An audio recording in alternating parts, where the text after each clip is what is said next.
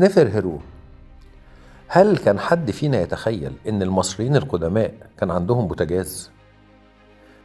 الجهاز اللي قدامنا ده هو أقدم موقد عرفته البشرية، مصنوع من البرونز المكفد بالفضة والنحاس.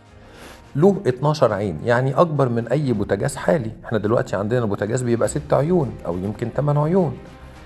كان بيستخدم للطهي أو التسخين أو حرق البخور، وكان بيستخدم أيضا كفرن، وكان بيعمل بالفحم.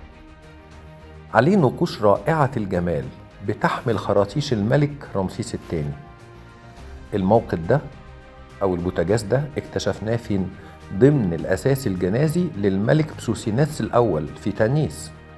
والحقيقة أنا مش عارف إزاي بوتاجاز الملك رمسيس الثاني وصل عند الملك بسوسيناس الأول، مع إن بسوسيناس ده أسرة 21 ورمسيس أسرة 19.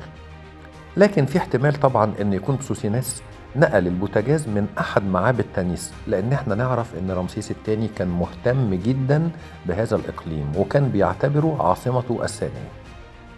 البوتاجاز ده من مقتنيات المتحف المصري.